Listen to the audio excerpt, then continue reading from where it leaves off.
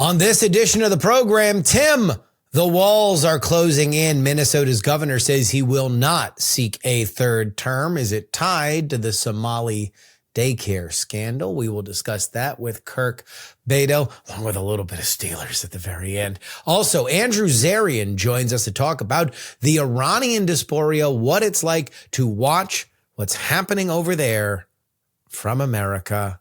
A lot of stuff about the Middle East. And he breaks wrestling news, pro wrestling news, in case you're interested. It's all coming up. The following is brought to you by Just Another Pilot.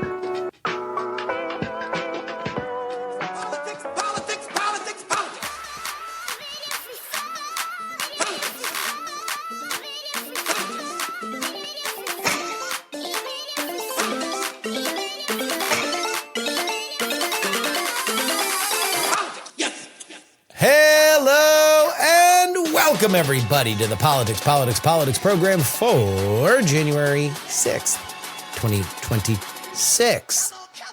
Your old pal, Justin Robert Young. Oh, January 6th, man. Something about that.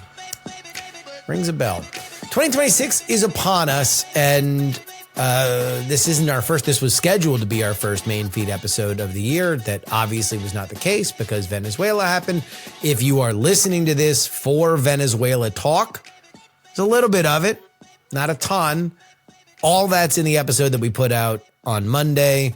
That is usually our Substack exclusive episode where we go through the Sunday show clips, but we decided to put it out for everybody because snatching up Maduro was such a big deal. Some new information coming out about that, up to and including part of the reason why America got to him so fast was because he didn't lock his safe room door. You want to know what? You always got to make sure. You're locking your bank vault, which was apparently what he slept behind. Not anymore. Now he is in New York City. We've got a crazy show for you here. Big news breaking last night and then confirmed this morning. Tim Walz not running for a third term as he had previously announced he would.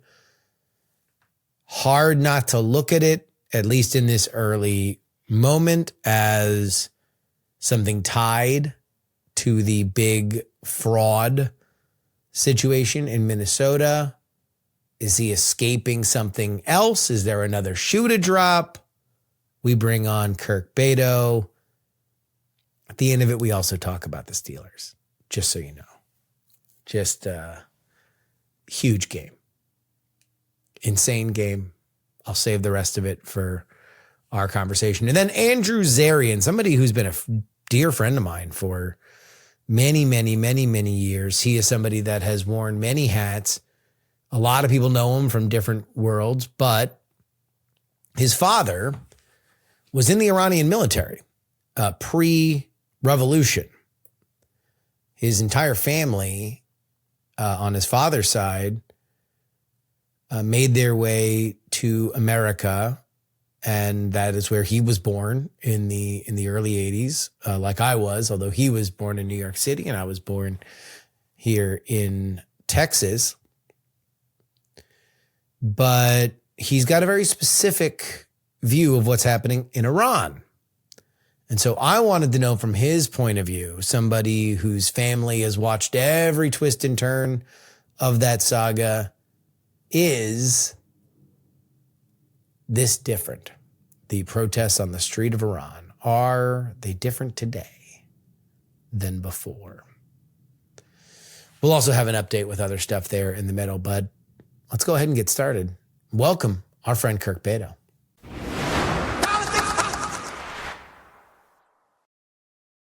A lot of things happened last night before I went to bed, and so I had to bring on an emergency appearance from Kirk Bado, Hotline, National Journal. How you doing, buddy? Elated. It's Victory Monday. I'm flying high right now. We ended the Ravens season. and we're going to the playoffs on Monday night. There's a lot of things to be happy about right now. I promise you we will keep the Steelers talk to the end of this. But the other thing that happened was the initial breaking news, the political news, that the career of Tim Walz, at least in terms of the public sector, seems to be over. He is dropping his bid for a third consecutive term as governor of Minnesota. And it seems like this has all come crashing down around the reporting about the welfare scandal by the Somali community of Minnesota. First, the New York Times article about the already settled trial, and then this video by YouTuber Nick Shirley, which, even in Walz's concession speech, he cast doubt on. But I don't imagine that he leaves unless this has become the situation that it is, or he thinks that something else is coming. First reactions here. Do you expect there to be another shoe to drop with Tim Walz? First off, I was surprised that he dropped out. I know the noise was getting pretty loud up in Minnesota, especially like what you said about the right-wing focus on this. That's what's new here. This has been an ongoing scandal. The New York Times first wrote about it almost 4 years ago now. Yeah. I think he is more concerned. He dealt with it in his last election about the pandemic fraud that was happening. This has been a consistent problem with him, that he was turning a blind eye to this stuff. But that happened during the pandemic. A lot of people looted the federal government during the aid that came out during the pandemic. That was kind of okay. At least, it certainly wasn't a black mark enough for Kamala Harris to think twice about making him the vice presidential nominee. What makes this different? What makes this different is the renewed scrutiny from the right-wing media infrastructure here. And, you got to think that if you're Tim Walz, how much do you regret joining Harris's ticket? Because if he was just some other run-of-the-mill purple-ish state governor, I don't think he would have this same level of scrutiny we've seen from the right-wing media apparatus, which laser focused on this long-standing fraud scandal that has plagued not just Tim Walz, but Minnesota for the last, almost over a decade now or so. That noise just became too loud for him to go forward credibly here. And that attention, I think, stems not from his stewardship of Minnesota, but the fact that he shared a ticket with Kamala Harris and he went up against President Trump, and he was thinking about running again in 2028. I think that's what this story is about here, is the laser focus of this media infrastructure that has claimed a pretty hefty scalp here with ending Tim Walz's public career, save for maybe a cabinet position in the next Democratic administration. Oh, he's gone. No. You think it's over? This is over. I don't care if this conversation, like Tyler Loop's kick, has veered too far right. I think there's something else coming. I don't believe that in Minnesota, where the Republican Party's a mess, nobody really comes close to beating the Democrats. They are fully entrenched. They have a compliant media in Minnesota that hasn't really, not like they've been at the forefront of this. Right. This is stuff that has come from out of state. I think something else is coming. What do you think? Is it another luring center larger type video? No. I think it's probably charges. I think it's some kind of federal investigation that may well have been going on for a while and is now nearing, now that there is political hay to be made with it. Maybe it's something that is going to come down the pike. He might know about it. Because why else? This dude can survive this. There's nothing. This isn't about losing his campaign in 26. He's going to beat Mike Lindell. Amy Klobuchar is going to beat Mike Lindell, who's the MyPillow guy who's running in that race right now. This isn't about clearing. And he's got a pretty decent shot at being the nominee there, right? So it's this isn't about the governorship. This has got to be about something else. This has got to be about him not wanting to answer questions, him wanting to be to say exactly what he said now. I'm focused on the work. I'm not focused on anything going forward. I'm not focused on anything. I'm focused on doing my job for the people of Minnesota. That gives him cover, that gives him the ability to keep his head down, and or he can resign that, right? And he can totally become a private citizen past that. But he certainly can't extend himself out into the future if he believes that there are problems here. And also, this is something that I don't know. I don't know where the filing deadline stuff is, because if he thinks that there is going to be something that would very much damage him, then it is in his interest as somebody who is good to the party, when he wants the party to be good to him, that he could give another high profile person like Amy Klobuchar the chance to get into this race if she wants to. Right. And it does seem by all indication that she's seriously considering it from the reporting I've heard this morning. And if she jumps in, I mean, she's got a shoe in for the nomination, and she's basically going to be Governor Klobuchar, and she'll be able to appoint her successor. But largely because she'll be able to distance herself from Tim Walz. Because I do think that there's something, the numbers in this scandal, regardless of what you think of Nick Shirley, regardless of what you think of that video, regardless of what you think about the Quality Leering Center, the numbers that are associated with this are staggering. Astronomical. And it's not astronomical. Trump has seized on the migrant aspect of this, but this was also just con men coming into the state because it was just such a low-hanging fruit for fraud and free federal and state dollars here. This was not just an isolated thing to one community. This was to anyone who had any sort of gumption to try to dip their ladle into the state pot here. Yeah, I mean, look, the Somali aspect of it is the how and not the why.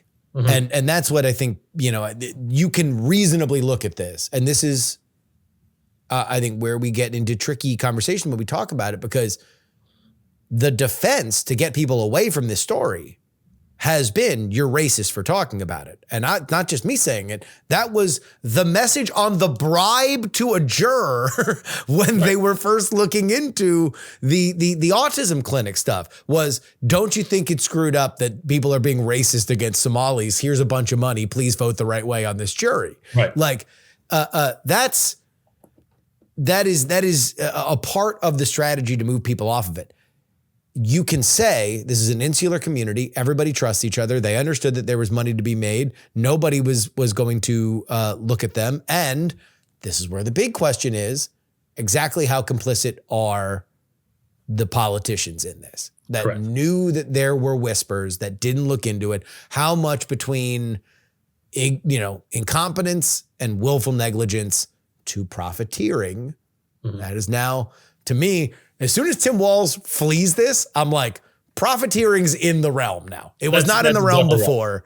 It was not in the realm before. Now it's in the realm before. If there's bank statements from somebody to somebody to somebody to Tim Walz, now I'm like, okay, that is now in the realm of possibility. Because if this were just the YouTube videos, I don't see any reason why he needs to leave. I think he could still win the election. I think that there'd be a lot of national hay to be made about it, but I don't think that there was anything inside Minnesota, unless he's seeing polls that are just apocalyptic. But I don't know why this would be we haven't seen anything. We haven't. That he was in peril here, and I think we are getting into a little bit more speculative right now. But we're only a few hours removed from it, so that's what we should be doing. But yes, it does seem like the abrupt dropping out here, and also leaving the dangling over as another bargaining chip that he could step down early as well within the next year, that there is a lot more fire here than just smoke, that there is some sort of other investigation coming here. Because like you said, the stadium sounds or whatever of the ratcheting up of the right-wing media ecosystem, that is not enough to end a guy's career. No, not Tim Walz, not in Minnesota. They don't have a functioning Republican Party. No, absolutely. I mean, Royce White is going to be their nominee. What are we talking about here? Royce White was on the ballot. Mike Lindell might be on the ballot. This is not something that a legitimate a national figure like Tim Walz should be scared of. And let's remember, I have zero sympathy for Tim Walz in terms of him being sucked up into the national spotlight, because he sure wasn't shy about it at the beginning of last year when he was all over the place. He asked for this. He was putting himself into the center of everything. The whole reason why he was chosen was because he went into the national spotlight, remember? Yeah. He liked how he worked on TV. At least initially. If he is dirty, entering into the speculative, pure speculation realm, if he's dirty, if there's more to this, if let's say Pablo Torre found out,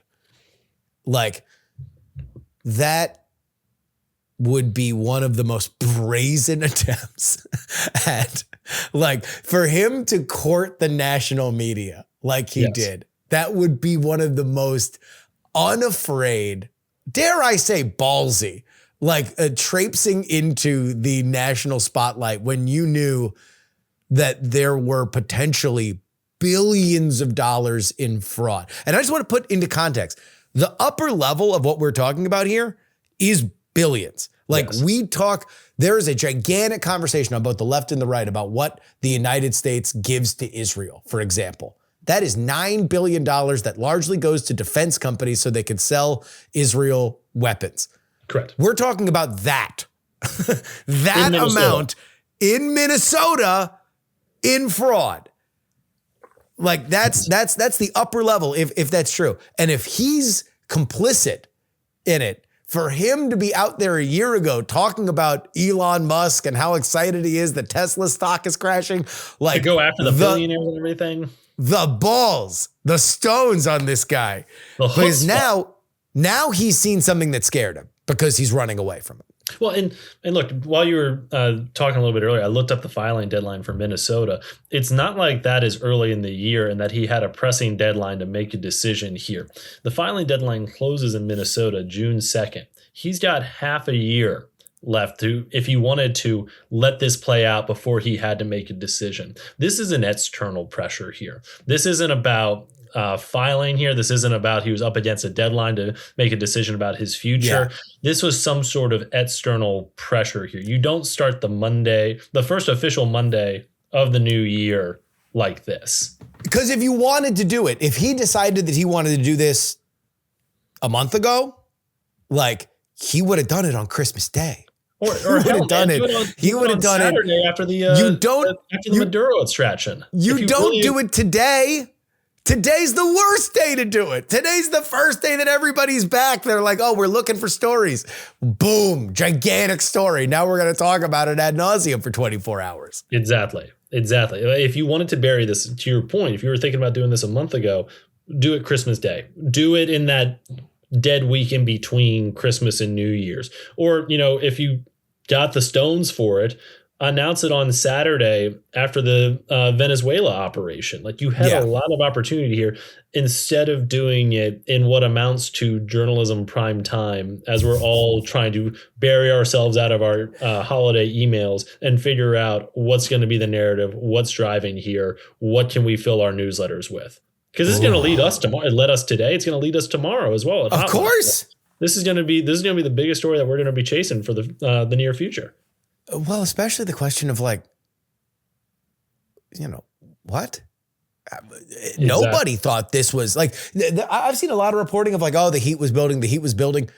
Where was it? Yes, on the right, people were talking about it. I was talking about it this is a gift to the right because now they're going to be able to talk about something that independents trust them on. They trust, now the Doge stuff looks different because you could say, wait a minute, hold on. Waste, fraud, and abuse is a bigger thing than what you might have thought about it earlier. They were on the right path. Maybe they didn't go far enough. But I wasn't thinking that Tim Walz was going to resign. No, I thought he would. Not at all. This was out of nowhere. Right. This was, in my mind, going to be a 2028 story and not a 2026 story. That this would matter a lot more in the Democratic primary when we got that rolling. in like a year from now than anything to do with his reelection. Again, Republicans are putting up a clown car of D-level candidates here against him. Like even with this scandal, there's no chance that Mike Lindell could win. There's no chance that any of the other also-rans had a real serious shot here. You know, you talk to any of the folks at the national Republican level who deal with governor's races, Minnesota was not on their radar at all. I mean, we were talking to these folk in December about like 2026 preview stuff and how should we be thinking about Minnesota. And a lot of it was, it would be nice, but they have to get their shit together at the local level and they just haven't. So this isn't like a political hit job that should impact 26. So the more we're talking here, Justin, the more you're talking me into that there is something bigger afoot here and that there's more external pressure here, especially with how Trump runs the Justice Department here, that this has caught his eye because it got into the right-wing media ecosystem. And he mainlines that stuff. Kash Patel absolutely mainlines that stuff. And this could be an investigation that's been going on for years now. This is a well-documented fraud that we're learning more and more about all the time. And I guess the last bargaining chip he does have is if he steps away completely and resigns early. He's already got a big one off the board by saying he's not going to run for re-election, but he's keeping one in his back pocket just in case. Again, purely speculative, but purely speculative. I don't even want, man. There's been a lot of strange things that have happened in Minnesota, and this is one of them. And I will leave it there in terms of like, who knows? You're talking about $9 billion, right? If you're talking about $9 billion, like this is the kind of stuff where very strange things happen, where very, very, very odd things happen. And I don't know. I just, this one kind of really shocked me. And it's one of those things where if you look at where this spreads, it certainly doesn't help wherever Kamala Harris thinks she's going to land. She chose that dude over Josh Shapiro. Correct. This is just another indictment of her decision making too. Yeah. Again, it takes one person clearly off the board for 28 in Tim Walz, and it's going to make Kamala Harris's potential comeback even that much more difficult now because now she's got to answer for didn't you have the guy who was running the fraud welfare state on your ticket with you? Why didn't you talk about this? What was your vetting process like? And the parry to that is, we only had 107 days or whatever, but it's not like you didn't have other qualified people who you could have picked here. I mean, this has got to be one of the more, Tim Walz already wasn't inspiring a whole lot as he had his brief moment in the national spotlight, but this has got to be one of the worst codas to an also ran on a ticket since Sarah Palin, right?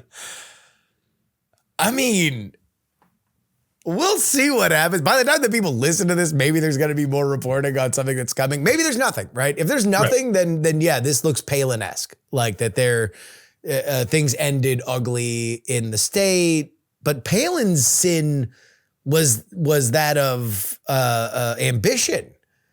Palin quit on her state and they never forgave her because she wanted to run for president because she got a taste of the limelight and wanted more of it. This does not feel like that. This did not feel like Tim Walz is like, no, I'm not running for governor because I'm running for president. Like this felt like I'm thinking more just about the increased scrutiny that you have when you put yourself on the national ticket here, and then you fold under that scrutiny. Again, Sarah Palin tried to embrace it. She wanted to run for president. So what you're saying is you don't think Tim Walz is going to be on The Masked Singer like Sarah Palin was. All I'm going to say about Tim Walz is that somebody online, this is unfair, and I know it's coded, but I'm going to say it anyway. But somebody on somebody on Twitter, when he was running for president, he has very explosive gesticulations when he's on stage. He waves in a very specific manner. And somebody said that he reminded them of the gay Hitler from The Producers, and I've never been able to see it differently. Maybe we'll cut that. Anyway. It's springtime for Tim Walz. It's winter for the Minnesota Democratic Party. Let's talk about the Klobuchar of it all. It looks like she might want that governorship. Yes. That does not seems like a fixer-upper, Kirk. Why would you want to go from a power position, especially with leadership shifting in the Senate? Like, the idea of Majority Leader Klobuchar doesn't seem crazy. This field is wide open in 28. Why would she want to be the governor of Minnesota? Because I think Congress is a pretty crappy job to have right now.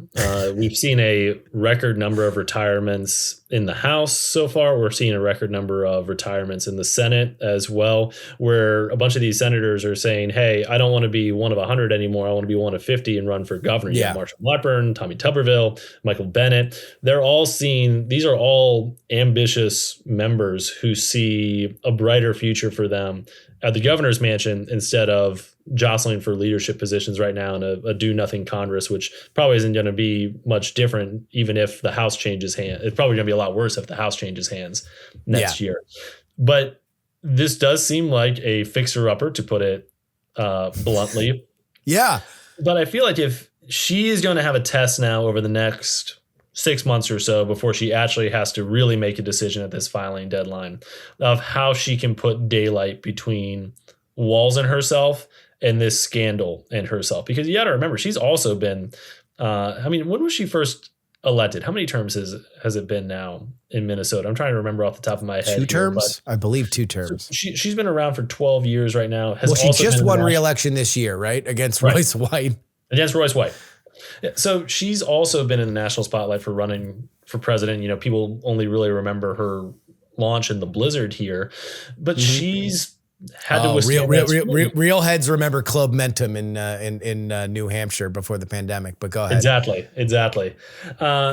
And her hatred of Pete Buttigieg. Those and her blood feud with Pete Buttigieg. Exactly. Those are the highlights from her run for president. She's a known product there and is going to have to try to explain how this happened on her watch. Again, it's state dollars, with federal dollars mixed in there, but she's going to have to weather this as well. I don't think Republicans are going to be able to prosecute the case against her. Again, for what we've been hammering on here, they're so weak in Minnesota. They're not going to put up a legitimate candidate. And there's much better opportunities for Republicans to gain governorships than in Minnesota.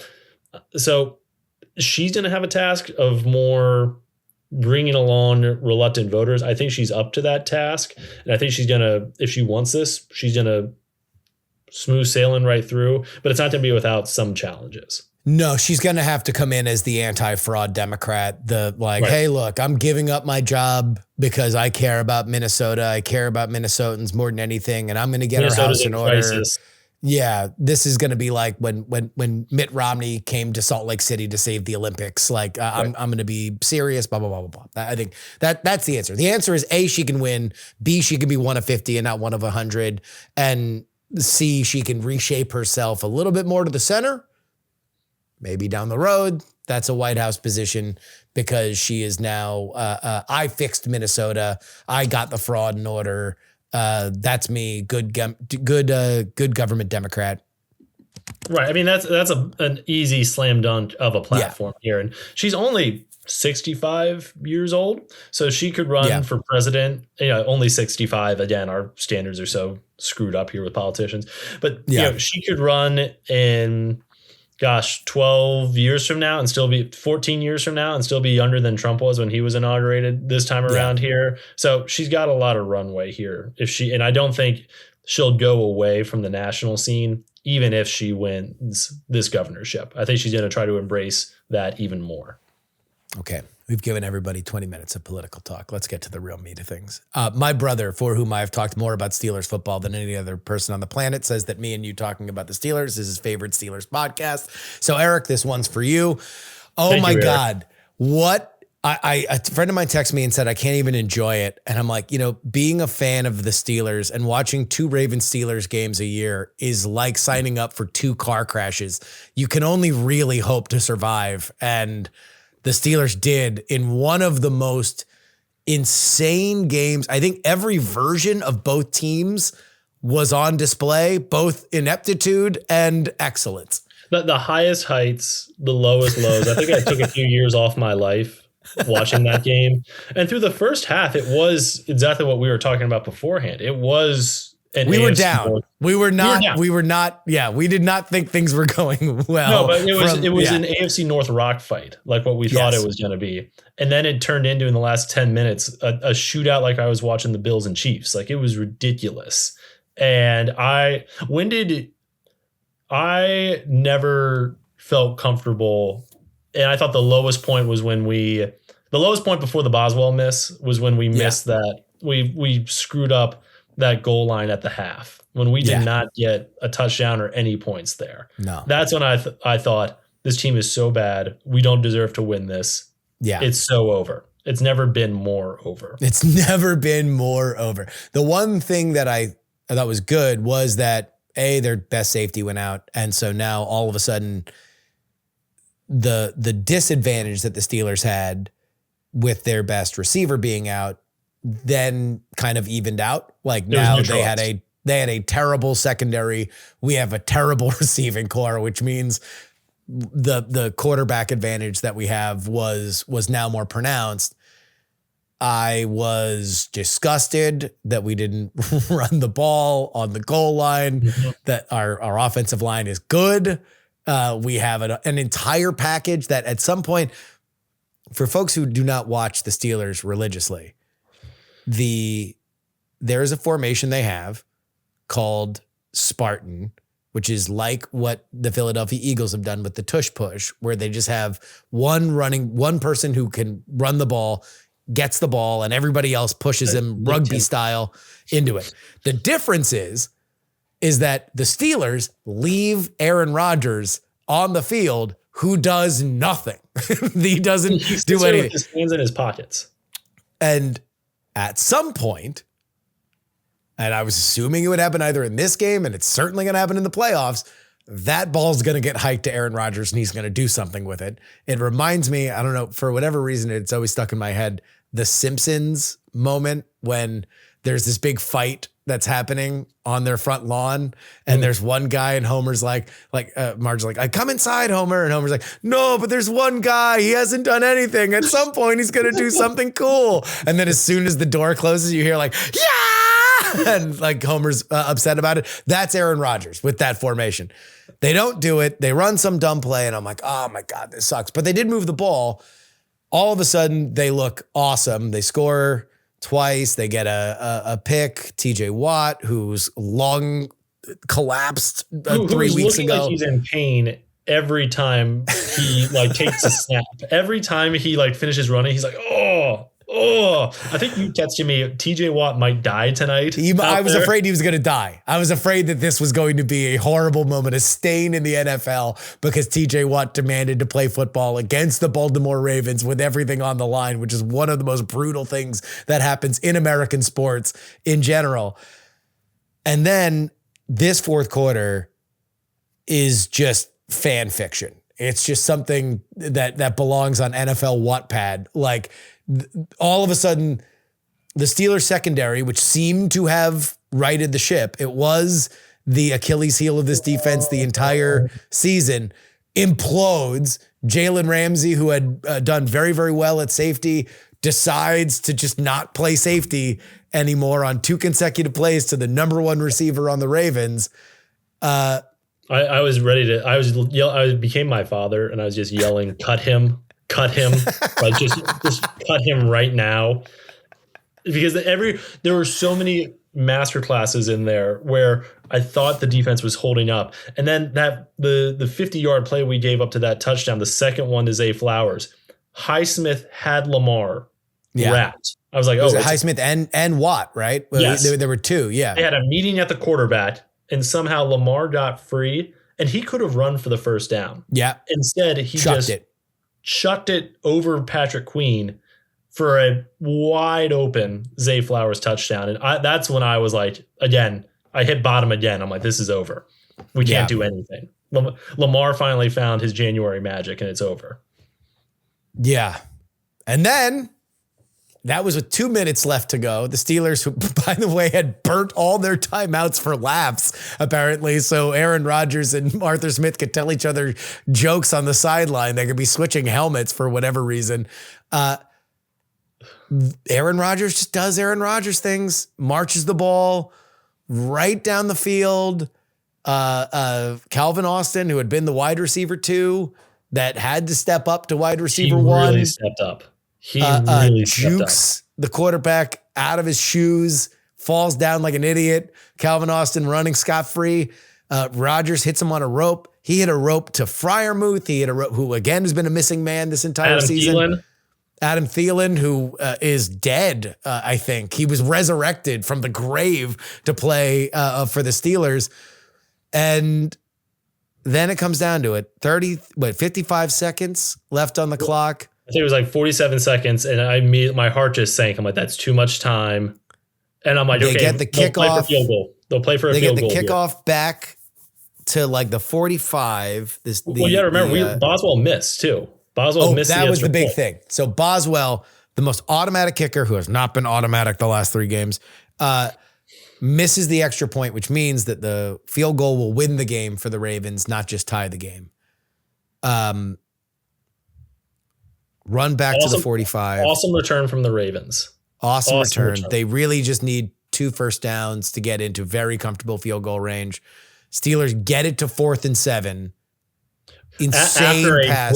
After a great penalty by the Ravens. That 79 Stanley there, he's the guy who had that, he had a neutral zone infraction, or he wasn't lined up at the line. That was the penalty that knocked him back there. He also had a holding penalty earlier that erased a big gain. He had a 3rd penalty as well. They should have had him out with Aaron Rodgers and TJ Watt at the end as players of the game, because he really deserved it. He really bailed us out. Lamar just gets out of a Herbig monster sack that would have made it 4th and 27. Mm-hmm.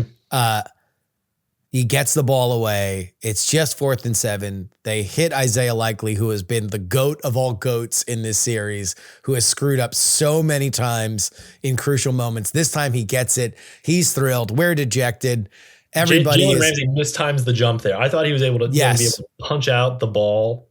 And that would have been it. No, he mistimes the jump. At some point, I'm texting you that Aaron Rodgers is done with the NFL. He needs to be podcasting. I think he heard me setting up his Substack account, and that's when he decided to become the iconic NFL quarterback again.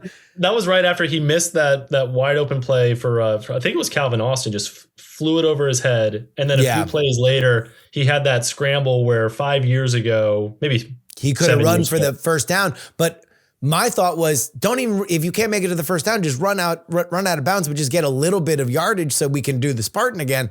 No, I think he was trying to wait to throw it. Terrible. All of a sudden, it comes down to this. Do you think that the Ravens screwed up by not running again? Because they had one more timeout. They instead just went to the hash mark. So it was like a 45-yard field goal instead of maybe something more. At least they would have had a shot. But I don't know. Everybody was criticizing them for not trying to run, but the Steelers had kind of had Henry's number after the first quarter. I don't criticize them for taking the knee there and just trying to line it up and put it in the best position for their rookie kicker. I mean, you got to play it so safe there. God forbid that there's a turnover, there's a miscue on the handoff or something like that. The margin of error was just too big for them to risk even just giving it to Henry. Because you got to remember, Henry earlier this season had a real problem with fumbles.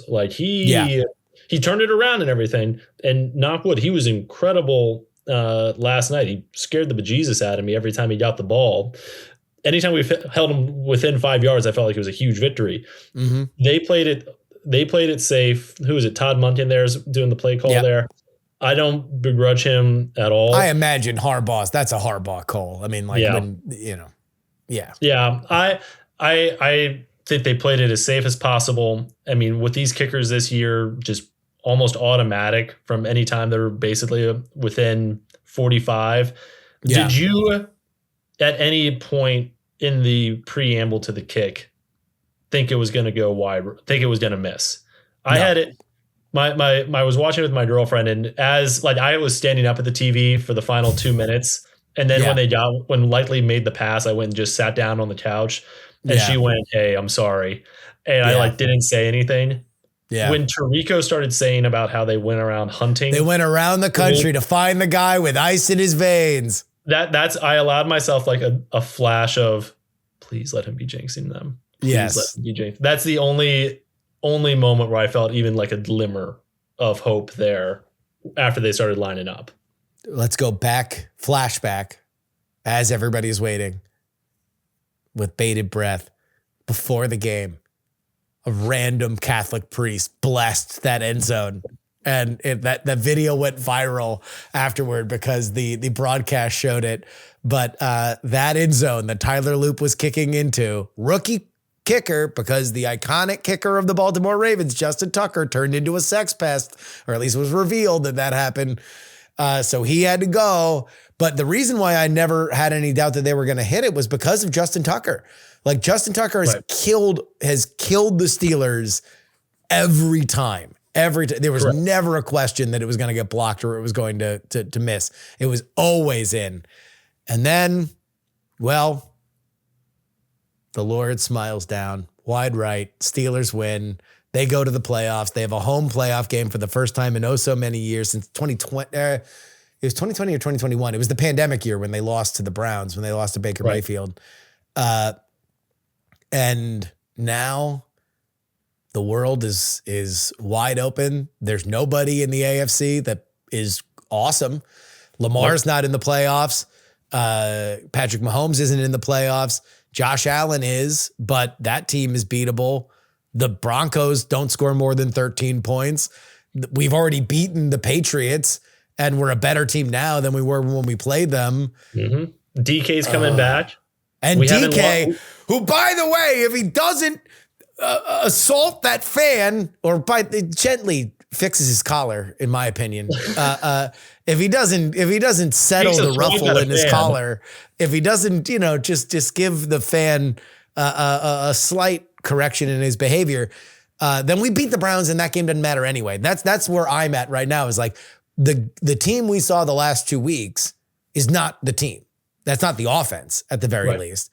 The offense is with DK Metcalf. And now if that dude ever had motivation to play, he's got motivation now. And the Houston Texans defense, which looked like world beaters a couple weeks ago, Riley Leonard looked really, really good in the first quarter when they were still trying.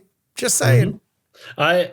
I think they're going to be able to get to Rodgers better than the Ravens have. But having DK back is huge. I was thinking all last night while we were struggling, especially that first half, about that Tomlin quote about before we went out and got Adam, or that tweet about Tomlin about how he's going to say something like, we can't eat soup with forks. We got to get spoons. And the spoon we got was Adam Thielen, the 2018 Pro Bowler. The whole time I was thinking, we brought spoons to a knife fight here with these Ravens. And eventually we got our act together.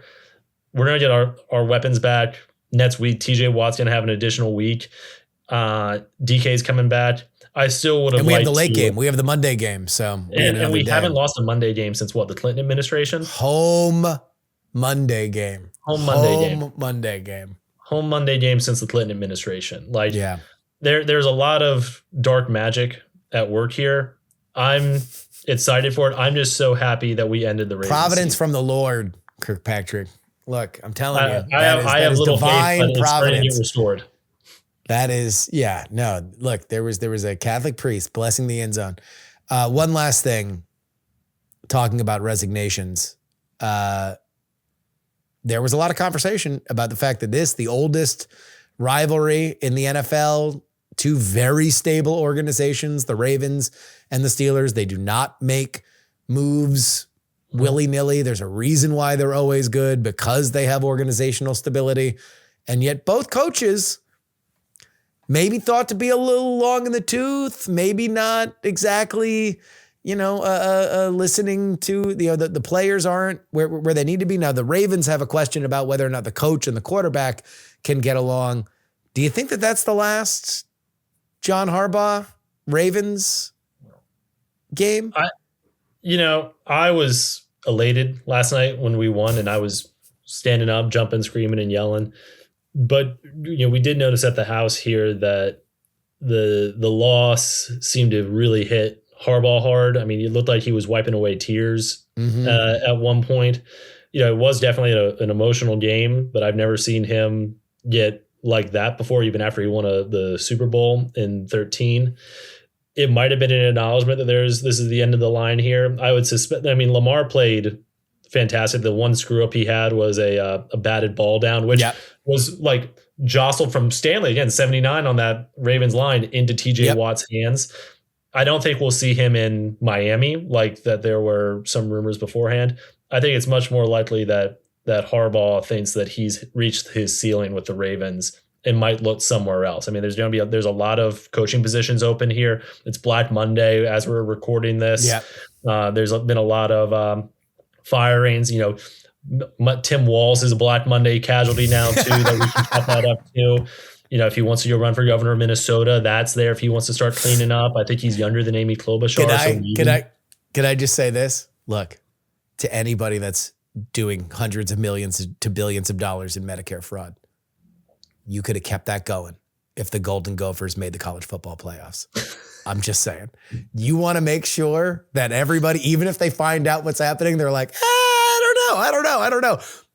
Boosters, NIL, just all of a sudden random teams, the Golden Gophers, they should have had the Somali Americans for Minnesota athletics, NIL. Just put it in the collective. Just put it in the collective. All of a sudden, just when you're counting out, it's like one for me, one for a 5-star left tackle, one for Al-Shabaab. That's it. You just count it out like that.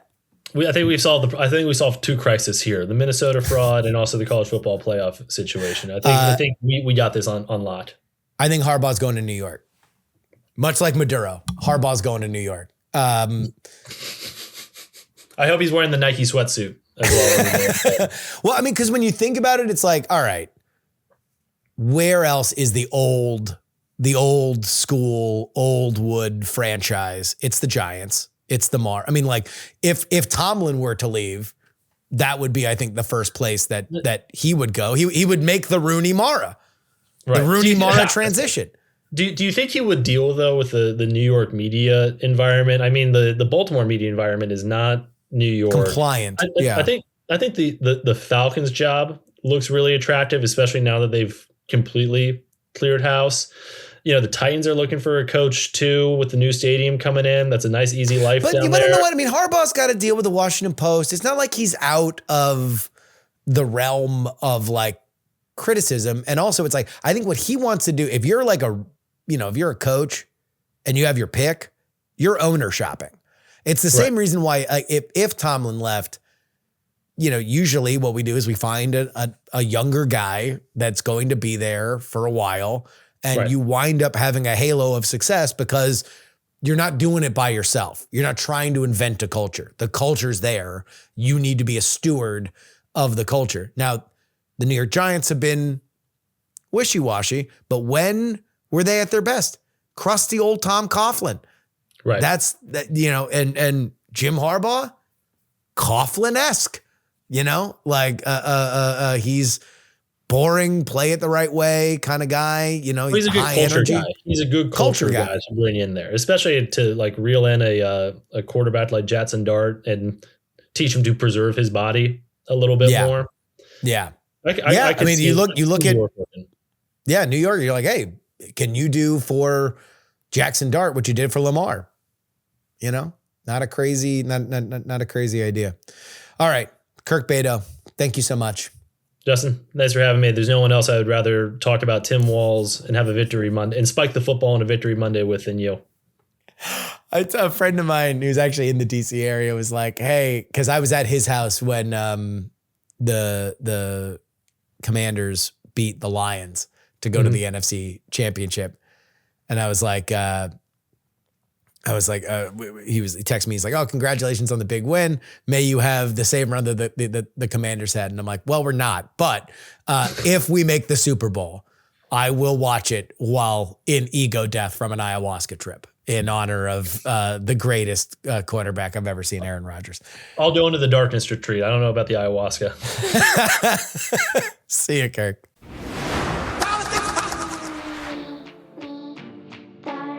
This is your update brought to you by TakePoliticsSeriously.com. I hope everybody had a good holiday season. I hope everybody is ready for 2026. And I'm telling you, I'm thrilled.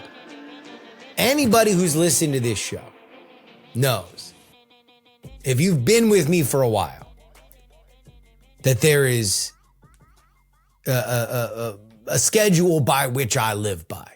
And that is the 4-year lunar calendar of politics. Okay? And it is really all in service of one thing, the presidential election, the general election. Everything else is filler. Everything else is filigree. Everything else is setting up for the climactic moment. But that means that in our 4-year lunar calendar, there is one fallow year. A year of rest, a year of realignment, a year of experimentation. It is necessary, but it is boring. And that is the year we just went through. The first year after, year 1, because year 2, we get big midterms. We get something that generally resembles something like a big presidential election, but it isn't. And then right after that, we used to get another rest year. We got rid of that, thank God. Now we're right into the presidential election. People announcing, people getting their teams together. Oh boy. And now we begin. Oh, primaries are primarying. And then by this fall, after one hot, stinky summer of primaries, we're going to have a slobber knocker of a midterms that I am thrilled about. And if you want to be there for every step of the way, the only way you can do it is to subscribe to the Substack. TakePoliticsSeriously.com. I want to thank everybody who has already done it. And come on, baby. Let's go. Let's get to some stories. Well, actually, these are some updates on stories we did talk about, but I wanted to bring them to your attention. Former Venezuelan president, ooh, look at that, Nicolas Maduro and his wife, Celia Flores, pled not guilty on Monday to in U.S. federal court in Manhattan to charges including narco-terrorism, cocaine, importation, conspiracy, and weapons offenses after being captured by U.S. forces in Caracas. Maduro declared himself innocent, a quote-unquote decent man, and said he remains Venezuela's legitimate president despite his kidnapping. The arraignment was brief, with the judge entering not guilty pleas. The next hearing is scheduled for March 17th. Maduro's defense has signaled legal challenges based on sovereign immunity and the circumstances of his capture. This is obviously going to be a closely watched case. It is interesting to me that it's being tried in New York and not Florida, but maybe that's more of a sign that they don't want it to try and get thrown out because they would believe that the judge and the jury might be tainted in Florida. Although I don't know how much more of a fair trial he's going to get in New York. Here's a weird one that kind of slipped under the radar. A man was arrested after allegedly attempting to break into Vice President J.D. Vance's Cincinnati, Ohio home.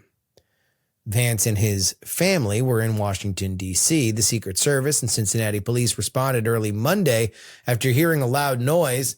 The suspect, a 26-year-old man by the name of William DeFore, is accused of breaking multiple windows with a hammer, damaging a Secret Service vehicle, and trying to enter the residence. He faces charges including criminal trespassing, vandalism, criminal damaging, and obstruction. Vance thanked law enforcement and asked media to avoid showing images of his home. You know, these are kind of stories that you would probably see. I can only imagine the volume of lunatics that the Secret Service has to deal with.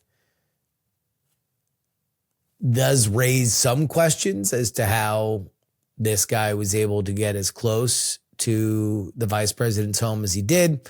I don't suspect he would have if the vice president and his family were there, but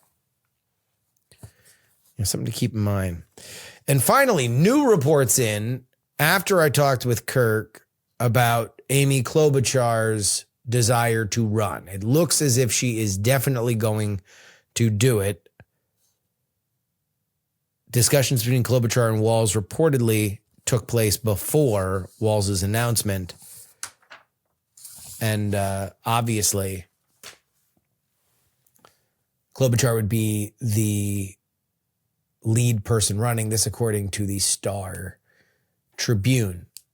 I got some questions as to, why. I mean, I think some of the buzz that we're hearing now is that, there are leadership changes coming to the Democratic Senate team. It looks like Chuck Schumer is in Wayne.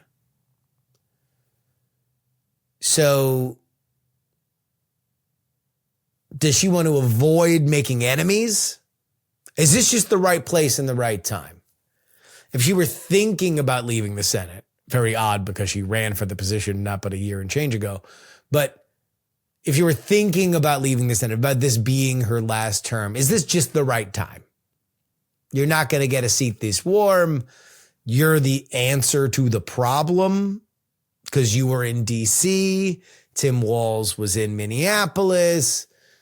Is this just make too much sense to not go? Also, you get a little bit of executive experience. I don't know. It makes sense. By the way, also another person, Armin Rosen, who has been on this show in the past.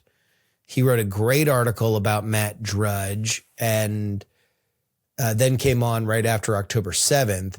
He wrote a piece for County Highway, Walter Kern's outfit, about the fraud, the Somali fraud.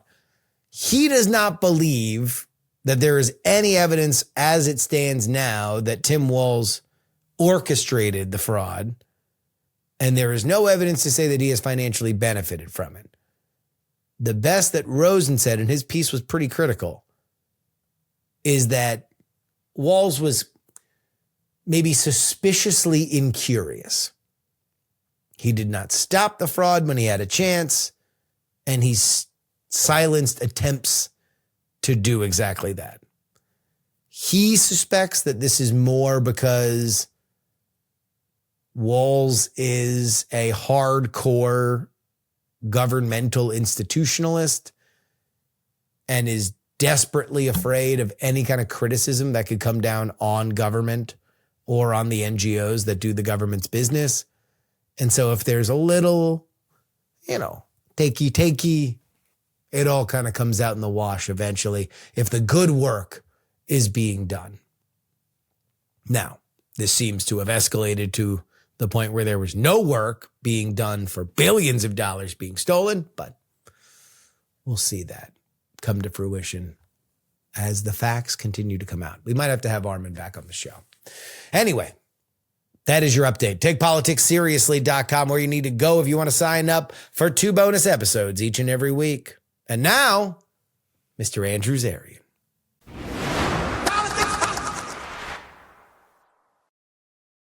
It is my honor to welcome back to the program somebody who's a man of many hats. I believe the last time that he was on, we were talking about the primary of Eric Adams several years ago. So he is somebody who is very plugged into New York City politics. He is also one of the foremost voices on professional wrestling gossip, which for those who partake, you have almost assuredly heard his name before. But he's here to talk about something totally different, and that is the country of Iran. Mr. Andrew Zarian, welcome back. Justin, first of all, Happy New Year. This show has become a staple in my house. Okay, my kids watch it. My kids watch it with my wife. I swear to you, it is on every time you drop an episode. It is on. We absolutely love the show. So this is fun for me. This is a lot of fun. We're going to talk about something really serious, but This is a lot of fun for me, so thank you for having me. But we've known each other for a long, long time. Yes. And yes. We have these conversations all the time. Yeah. Regularly, a couple times a week, we're talking about, what's happening in current events and, what I've heard and what you are obviously very connected to this now. So this is a blast for me to do. Well, I'm very, very happy that you can be famous in your household now that you're going to be on the TV with PX3. Yeah. But let's go ahead and get into this. So, and by the way, you were right. We first met in the world of tech. So add tech pundit to the list of things for which you have been known for over the years. But I was unaware that your family had such a connection to Iran and you keep such close tabs on it. As we record this right now, and we're probably going to wind up trying to get this episode out as soon as possible because news is happening very fast. Obviously, the Venezuela situation brings the Iranian issue a little bit more to the forefront. Donald Trump last night on Air Force One, reiterating what he had said on Truth Social, that if the Iranian regime continues to kill protesters, they will be, quote unquote, hit hard. What that means, who knows? But let's get a little bit of a primer. Where do you come from on this? So my entire father's side is from Iran. They're from Tehran. My background, I'm Armenian. I'm Persian Armenian. And, you try to explain to people how the Middle East is. It is a melting pot. It's a melting pot of multiple cultures that span thousands of years. So my family, my father's side, they're Assyrian and Armenian Christians. They lived in Iran. 1978 came, December 1978. My father got a little heads up that maybe it's time to get the hell out. And my family slowly fled. And they to be honest, most of my family did not believe that this was going to happen in Iran because of the westernization. The Islamic Revolution would not fully take root in Iran because it was such a Western country. It was westernized. It's hard to describe it to people that don't understand that our definition of westernization is very different than what it was then in 1979. Well, especially what it was in the 70s. I mean, look, we're both men with children in our 40s now with remarkably thick eyebrows, and we did not know what westernization was in the 70s because we were born in the early 80s. Yeah. This is something that it's Iran before the revolution has become kind of an online meme of, I think, usually to highlight what the caliphate looks like. If Sharia law or if Islamic law takes over, this is, it goes from this to this because there are so many pictures of Iran looking like any other Western country in the 70s. Like those pictures existed, but your family didn't believe it until, it was there. My father knew it was coming. My father was in the military, when he was going to Australia when he was 16, and they stopped him and they said, hey, and listen, we are looking at the monarchy with rose-colored glasses at this point.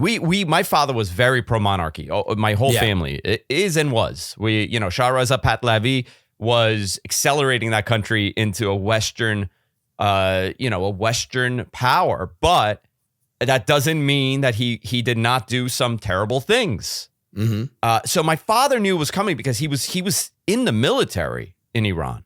And he just had I think I've explained to you his version of the story is, it was like the fall of Saigon, the American embassy is burning up papers, and my father smashes in with his motorcycle. You've heard those stories. But my father was first to leave, and he kept telling his family, like, this is happening, and it's not going to go. And they were laughing at it. They thought he was exaggerating the reality of the Ayatollah coming in and it becoming a Islamist state. Yeah.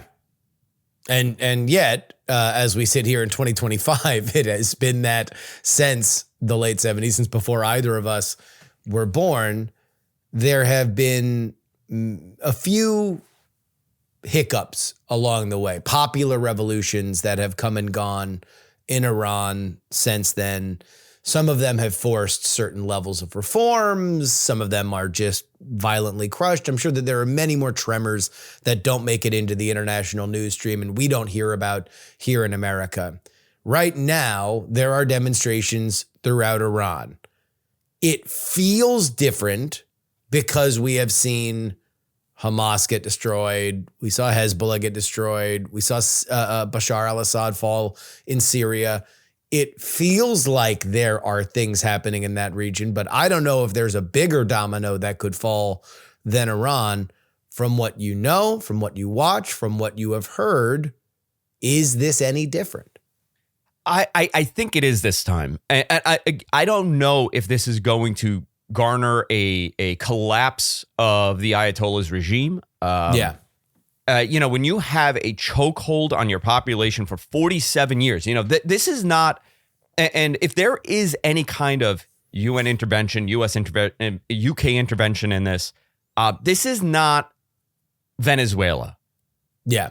This is not, How do you mean? How do you mean this is not Venezuela? What is different? The Iranian regime is the Iranian regime is very different. The information that comes out of that regime is very different. We're not in the same hemisphere. We are, it's a chokehold on its population. And that chokehold they have bent the knee for many years, for 47 years. They have bent the knee to this regime. But the thing that's different now is almost similar to what happened in 78 and 77 to 79 when the monarchy collapsed, because these are the younger, educated college kids that are protesting. These are not people that lived through the regime change the first time or attempted a coup another time. These are very different people, and they're very connected. The internet has changed a lot of this. The perception of what Iran is very different now. Before, they were the villains in the movies. They were the terrorists in the 80s. This is not that Iran. The Iranian people are very different than what is represented by their government. These are, I'm going to use the word in my lens. It is a very liberal group of people. They are not this religious fundamental state as far as the people go. It's not Afghanistan. This is not Afghanistan. This is not Iraq. Yeah, and Iraq was one of the things, and I think Iran even more so, is that they had in previous incarnations a reputation for being the learned people of the region, being the educated people of the region. And, that was part of the argument for why regime change and democracy could come to Iraq, which, look, regime change and the Iraq war, not exactly the most popular concept as we sit here in 2026, but democracy has held, and really the biggest antagonist force against it is Iran. If Iran is something that does face reforms, then you do have a very different Middle East. You have a Middle East that is in more harmony than happened before. And part of that, and this has always been the argument from both disparate communities, the people that have left, the expat communities of Iraq and Iran, is that this is an educated people. This is not, to your point, Afghanistan. Afghanistan has always been an agrarian, a warlord-controlled kind of place. There's not any history of, and then we all got together and created civilization. In Iran, they all got together and created civilization. I mean, this is an area that throughout human history is extraordinarily important. Yeah, Justin, they stayed educated. And that is a key difference here. When the Taliban came in and the mullahs came into Afghanistan, they immediately put a chokehold on education. Iraq, I'm not as familiar with what happened under Saddam when it came to education and prior to Saddam. But in Iran, even when they closed and they became far more fundamentalist, the education continued. They still had doctors and they still had lawyers and they still have, they are a very educated people. And that is the difference here, that, can they self-govern? Do they need U.S. intervention to come in and extract the Ayatollah? I don't know what good that'll do. I don't know. It's not, it is a very different operation there, where the mullahs and the clerics are really in charge. Everybody else is a puppet state. Everything else is a puppet state. The prime minister or the president or whatever. They're just following the order. I don't necessarily know if they truly believe that their system is working the way it's supposed to work. I mean, we could see economically they have utterly collapsed. An oil-rich nation filled with educated people has their real has utterly collapsed, and that let's take a step back. We probably should have led with that. That is the reason why people are out in the streets right now. Yeah. Like there's a lot of high-minded thoughts from the West of, obviously we would love to see it fit more into the international order in the way that the United States and the Western countries have set it up. Israel would obviously love to not have it be the biggest antagonist they have in the region. But the reason why people left their house, because all politics are local, is because the currency collapsed. And, some of that is a lifetime achievement award because, like you said, there's no reason why Iran should not be an extraordinarily rich country, except for the fact that it has essentially cut itself off from the people that like to buy oil. Yeah, I it's wild that they never adapted. And I find that fascinating. I find it fascinating that they never evolved beyond what they were in 79, as far as the way that they were operating, where they shut down the rest of the world and they said, you're the enemy. Fatwas are still being put on people. Larry David, there's a fatwa on Larry David if you watch Curb Your Enthusiasm. A real fatwa on Larry David? The Larry... that was one of my favorite episodes. The Ayatollah puts a fatwa on Larry David because Larry David's doing a play. He's involved in a play that has to do with the Ayatollah. Okay. So the biggest question here is, and I'm curious about this and I don't have an answer. They went from protesting because their currency fell, and now they're screaming for the monarchy, for the Shah. Yeah. Long live the Shah. Death to the Khomeini or Khomeini's regime, and that's the first time that has ever. I have never seen that happen. Maybe in the 80s there was a little bit of bubble, but I've never seen that. I was speaking to my father yesterday and about that, and he couldn't believe it actually, because even the pro monarchists in 79, they were not screaming "Long live the Shah" the way that they're doing it today. And I think a lot of that has to do with the disconnect. 47 years of a disconnect. It's a whole different generation. They're chanting, we're not our fathers in the streets, meaning, we are going to continue this. I think that shift is, I don't know how that came. Let me ask you this, because it's something that I continually have a problem figuring out. And I don't know if it was ever a problem that was solved, but I know that it continues to persist today. And I wonder how you process it with some skin in the game. How do you know what to believe? Because obviously, algorithmically, we're fed the things that we want. I don't think I'm very rarely fed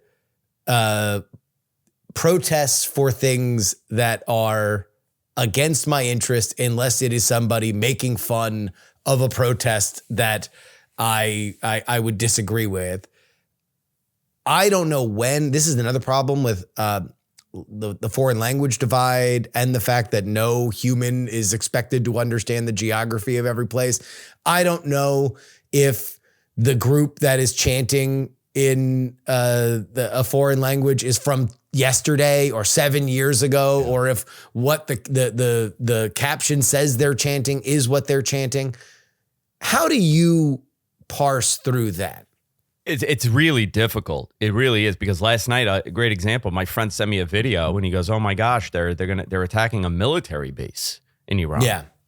And I looked at it and I'm like, with my broken Farsi, because it's not that strong anymore, I'm trying to decipher. And then I figured out it's a video from a couple months ago and it's nothing. It's not really a military base. It was a facility and they burnt the sign. I don't know the impact of how large these protests are. I don't. I've seen much clearer protests and information coming out from the diaspora in Los Angeles and in Vancouver and Toronto. information doesn't come out of that country. They if you see, the videos are like 240p. They were shot with a flip phone, you know? Yeah. So it's really difficult, but it from the stuff that I can verify, it looks like this is different, but there's no media coverage, Justin. Barely. And this is one of the biggest powers in the world. Iran is a major power in the world. Forget about currency fail and backwards culture. Forget about all of that, about the regime, not the people, the regime. Yeah. I don't. Let me ask you this: as somebody that sees this from the outside, what do you see this as being a different type of I don't know, revolution or whatever you want to call it? Do you see it being different this time? There's a few things that I would say are different now than any time that I have paid attention to that region. There's been a few uprisings that have been fairly disconnected from other things that have happened in the region, right? So you've had, let me just give you my priors. There are two main movers in the Middle East, and that is Israel and Iran. Everything else that kind of happens on some level swings in between those two things. And you can probably say that Israel is a proxy for the West and the United States specifically, but obviously they're their own actor and they do whatever they want. According to some online, they're the ones running the United States, but we'll leave that to them. They're also starting the protests, according to some. They're also, well, of course. Yeah. Now, so you say that, but here's what I know. Since October 7th, we have seen more dismantling of the Iranian proxies than we have ever in the past. We saw the biggest chip that Iran had held over not only the region, but the world essentially be taken off the table, at least for the next decade and a half. Let's say that they were to build as fast as possible, rebuild their nuclear program as fast as possible. It's not going to be something that threatens anybody for the next, several years. I don't know if this is connected, but this is the first time that I've seen unrest while things have happened. And there has never been a chain of events like we saw in the Middle East from dismantling the proxies perspective. And a lot of that comes from Syria falling. So now if Syria falls, and part of the reason why there was a lot of anger about the idea that the head of Syria, the president of Syria, who's former Al-Qaeda, was going to come to the White House and he was going to be received. I don't care if you fought against Al-Qaeda. I don't care if your friends were killed by Al-Qaeda. If you want the Middle East to not be a place where people go and die, you need to keep Syria apart from Iran and specifically apart from Russia. All these things are connected. Does that leave Iran on an island? Does that put Iran in a more vulnerable place? Yes. Does that lead to revolution? Now we're way outside my depth. Well, you hit the nail here. I have no idea.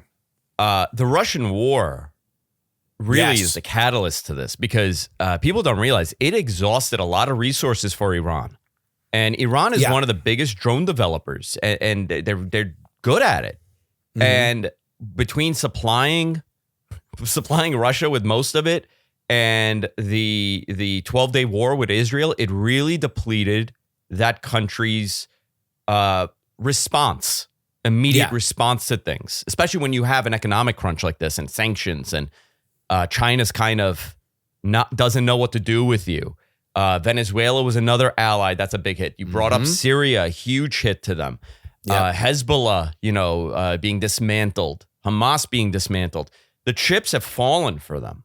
And because those proxies were their army, right? Tremendously, like those proxies, they don't have a great army because they put all their money into the proxies because their entire lives were dependent on the destruction of the state of Israel. But this is also a country. Yeah. This is also a country, Justin, that relies on old MiGs from the 70s and F-14s that they got from Nixon.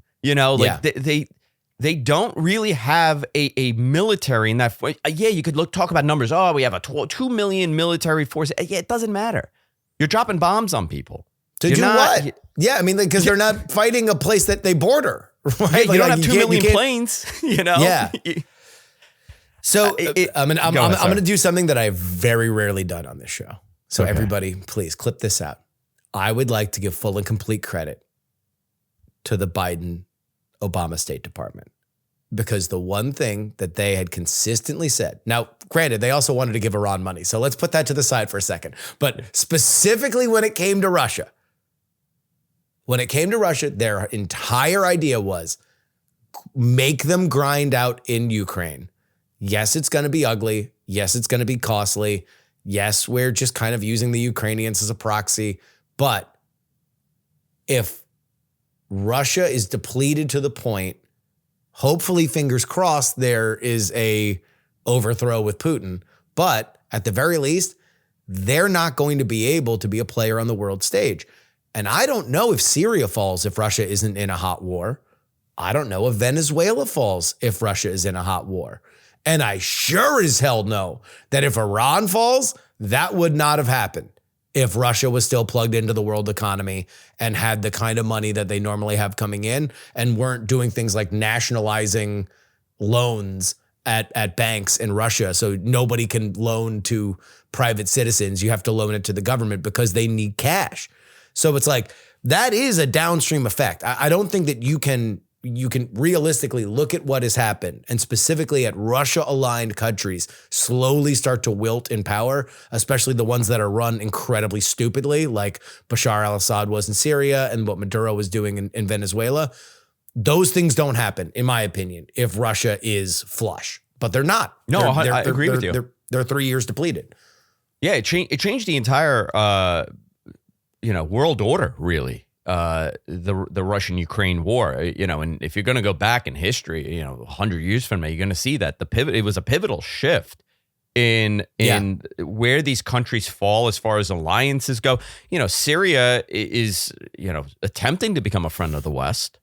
And this was a war-torn country under Bashir. Yeah. So I think the bigger question here is going to be, where is Saudi Arabia falling into this? Because they do not like the Iranians. They do not like their regime. But if Iran gets a Western ally to run it, this somewhat weakens the state of what do you do with the Saudis? Because now you have a major Western, I don't know who they put it. I don't see. But Tehran's not going to turn overnight. Tehran is not going to be what Saudi Arabia is. No. To go back to your other profession, I don't think that we're going to be getting Royal Rumble Tehran in the way that we're getting Royal Rumble Riyadh in a few weeks. I know. That is not going to happen overnight. That's a 20-year process. That's a 10 to 20-year process to get there. But there's a lot of questions, but if the regime falls in Iran, it is only a positive for global geopolitics. Oh, I mean, every country benefits from this. I mean, listen, Russia may not benefit from it, but but the reality is Iran is still going to need to do business with Russia. Iran is still going to have to do business with China. It's not like, oh, you know what? Forget the countries that we've worked with and we depend on for financial reasons. We're only going to deal with America. That's not going to happen. We're not consuming that much from them.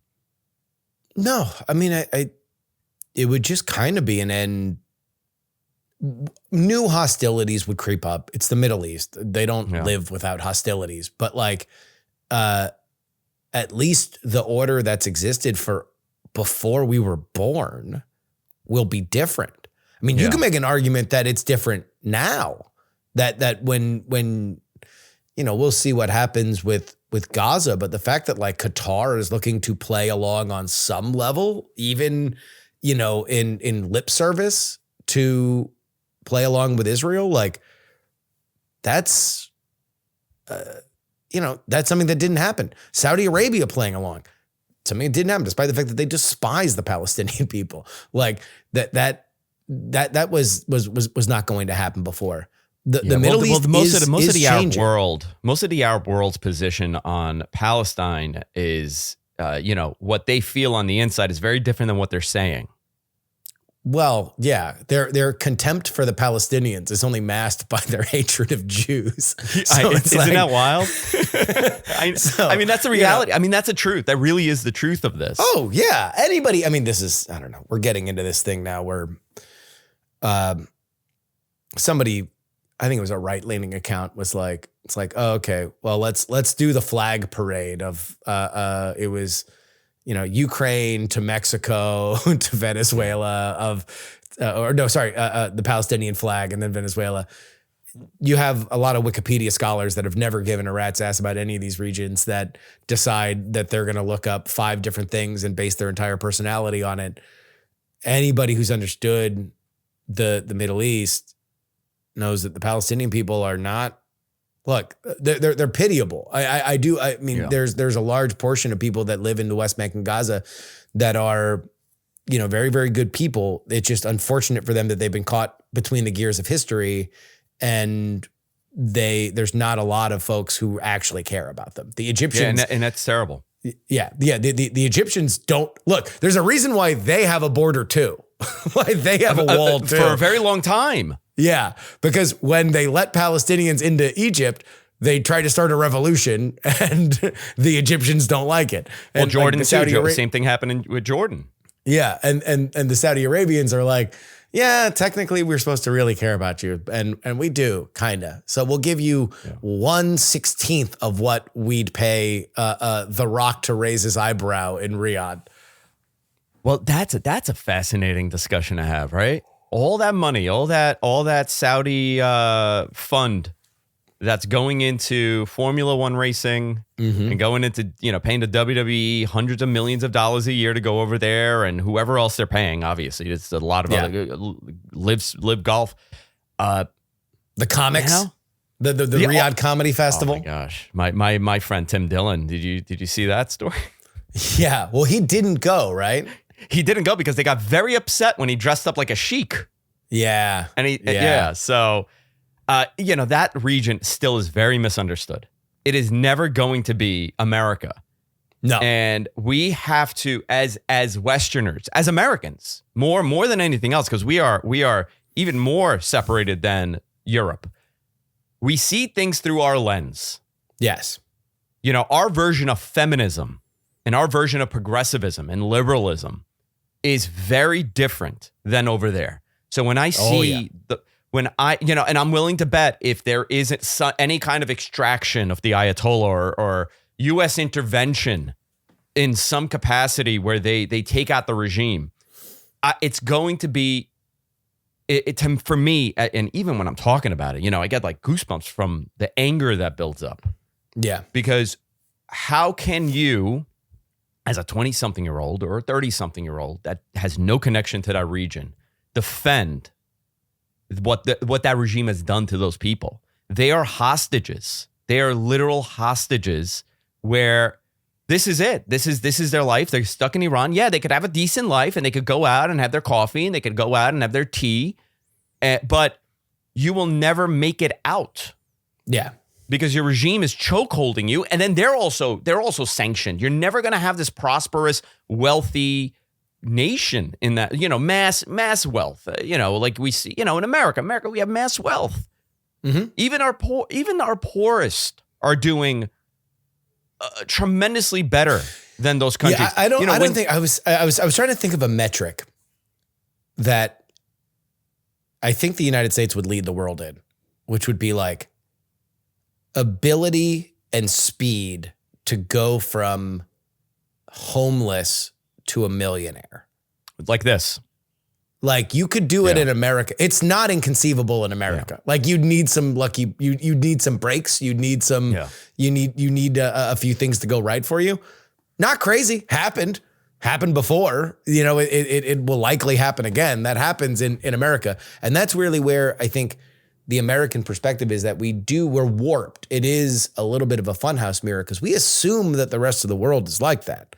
And even in Western countries where you have ethnic and class stuff that just doesn't exist in the same way here. Not to say that we don't have ethnic rivalries, not to say that we don't have racial rivalries, not to say that we don't have class issues here in America.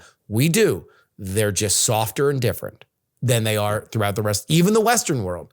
And then when you get to places like India or the Middle East, now they're entrenched. Now they're like, if you are here, you don't leave here. And in some places like Iran, it's literally, you don't leave here. You're not allowed to leave, and you're not allowed to do anything except for what we tell you.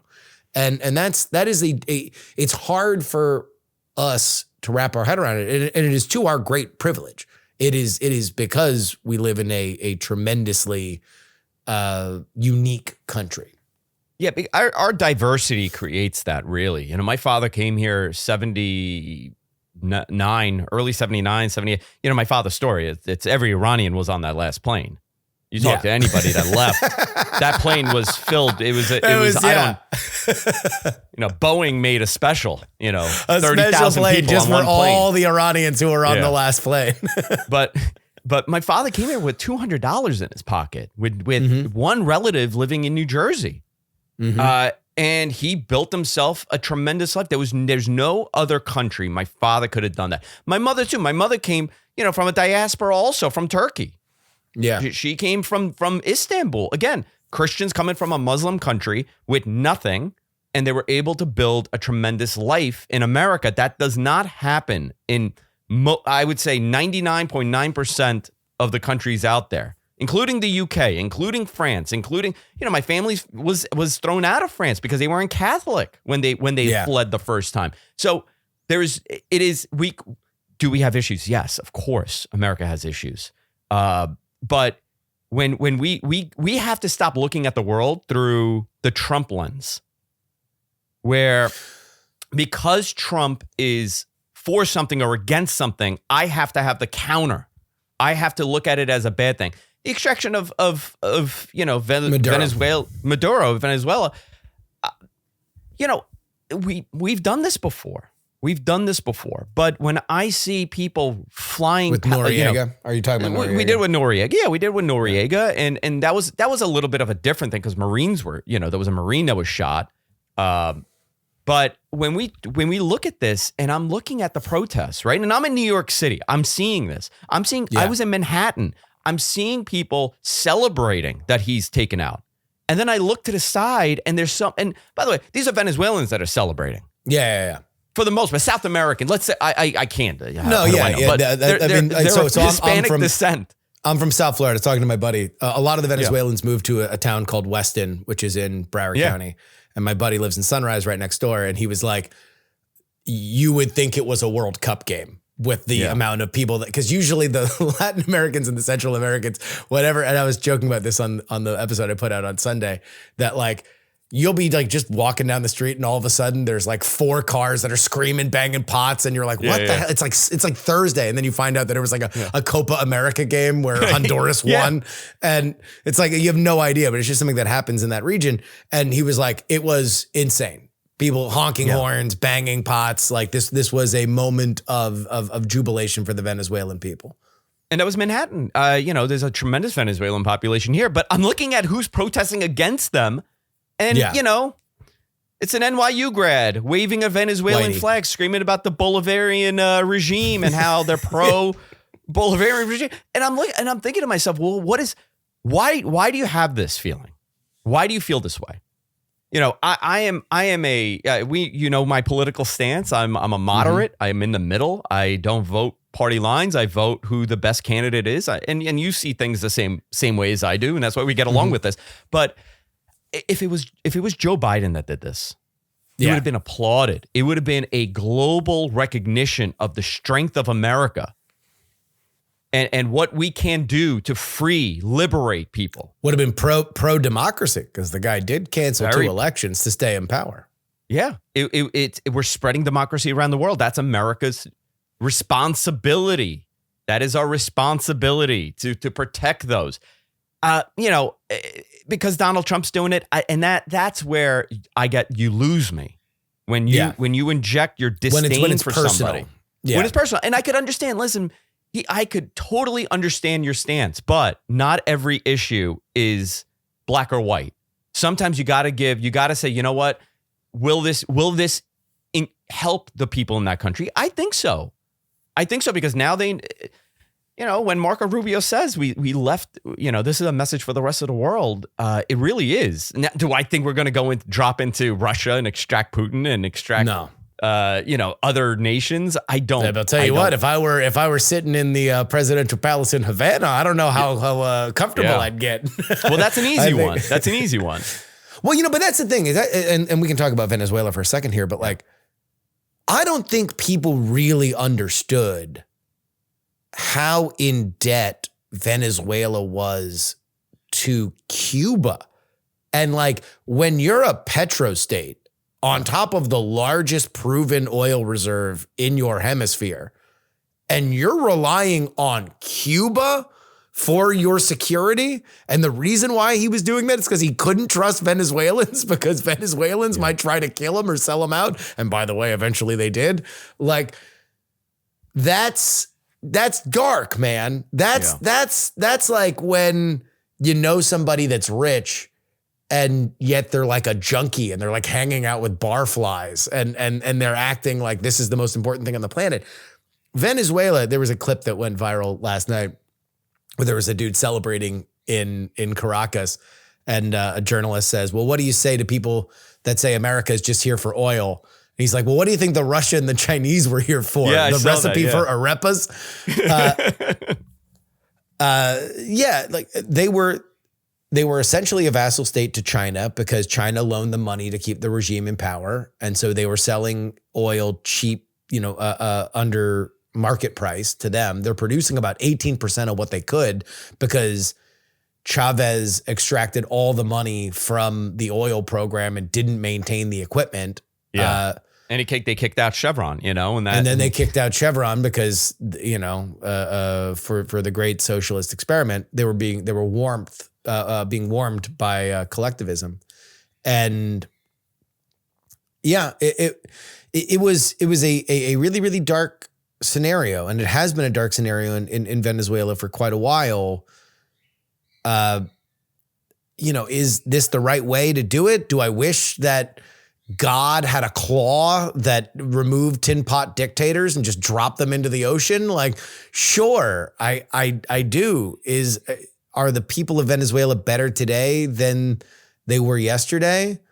We'll see. I think they have a shot to be, in a way that I don't think that they did yesterday. And to kind of go back to it, to Iran, this development with Venezuela has really changed where Iran is headed. I think this really is a, not so much a message, but I think there should be major fear that in these countries where you have a chokehold from a dictator or some sort of authoritarian that's massacring its people, that, oh my gosh, there is somebody that could come in and change this. Yeah. And that only empowers the people more, knowing that there's something that could happen, rather than it just being, hopeless. You're just waving a flag or screaming something and then you just dissipate and you go back to business as usual. Yeah. I don't know if that's going to be the case for Iran. I really hope it's not. I also do not think that there, this dream that a lot of expats, Iranian expats, people that left after the revolution, they really are chanting for a monarchy, for the Shah, for Reza II to go, for him to go and become the Shah again, the king. That's not going to happen. He's lived in Los Angeles for way too long. He's brilliant actually. He's a very intelligent guy. He's very smart with geopolitics, but I do not see that man wanting to go back and sit in a palace and run a country that has been destroyed for 47 years. I don't see that happening. He'll probably be part of that transitionary team on whoever will be the next leader of that country, and he'll have a say. Maybe they'll instill a monarchy like how the UK has, and he'll bounce from Beverly Hills and Tehran. He's going to be the only PJ allowed to fly from John Wayne to Tehran. But he's a fascinating guy. In 1980, with the war with Iraq, he offered his services to fly. Because he was in the Air Force. He told me, he's like, I'll come back and defend my country.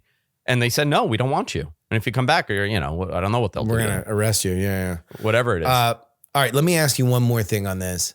Donald Trump has said that if protesters are getting killed in the streets, Iran will be hit hard. I don't know what that means. I don't know what the state of the Iranian military is. From your sense of it and what you've heard, like if you woke up to me texting you saying, "Oh my God, they hit Iran," where do you immediately think that would be? What would that look like? What would it actually be? I would assume it would have to be military. They would have to wipe out the military, but that also allows, bad acting states to kind of come in and do something. You don't want there to be a civil war there. You don't want there to be total anarchy. Is there a possibility that terrorist groups like Hezbollah could grab a hold? I don't see that in Iran. It's not, again, No, it's not, they're not tribal. It's not a tribal warlord region. But I think what you would have to do is totally destroy their military infrastructure.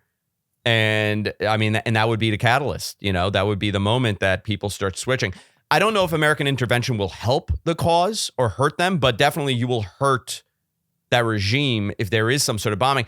I don't know what are they going to do? Bomb the police stations? I don't see that happening. I don't see boots on the ground. I don't see, the CIA, like in 53 helicoptering down. And I mean, here's what I do know. To go back to, you said, according to some people, Israel is starting the revolution.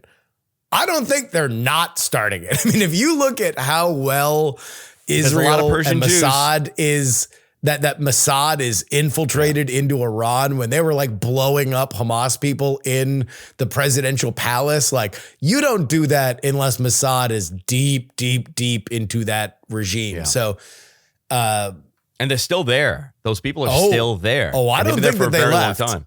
Yeah. I think that whatever is happening there, Mossad is fanning the flames as much as they can, or they are waiting for something to happen before they fan the flames more. But we will see that. Look, Zarian, this has been an incredibly important conversation, and I hope a lot of people hear it. So to ensure that, I'm going to ask you to put on your other hat and break wrestling news so people pay attention to the podcast. There will be a pay-per-view in New York for AEW in the next 6 months. Hammerstein or somewhere else? Somewhere else. Arthur Ashe?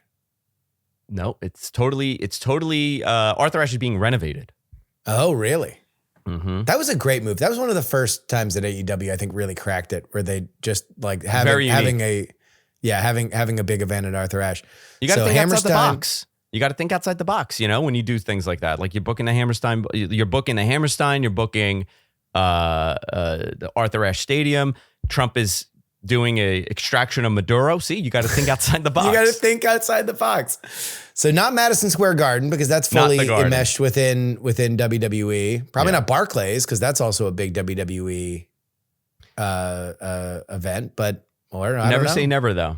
Never say never. Yeah. Never say never. All right. Anything else that you want? You want to do any Mamdani or? I'm very curious about him. What he's going to be able to do. When his the aesthetics are immaculate. I'll tell you what, man. The guy, great PR. You can tell he is the son of a director because he understands the visual image. I thought him getting sworn in the City Hall train stop looked great. Was awesome. Very New York. Now but comes the hard turn part. on you very quick. New York, he will not. You turn very quickly on people. He's not. You know what's funny? He's not going to be De Blasio because he's a different generation. Either he's going to really be successful at getting his agenda out, and I don't see him lasting another 4 years after that because it will turn off a lot of major investments into the city.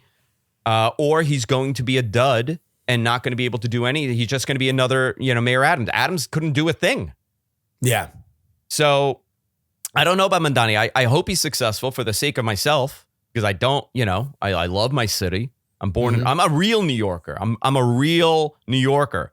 I'm from Queens. I'm born in Queens, and I will die here. I will never leave here. So I really hope that he's no matter how many times I text you Zillow listings in Austin. You know what? You know what's the worst? You send me those, and I'm in bed, and I'm showing it to my wife, and I'm like, this looks great. I'm like, we could sell this place. It's a lot of square footage. Yeah, it's a lot.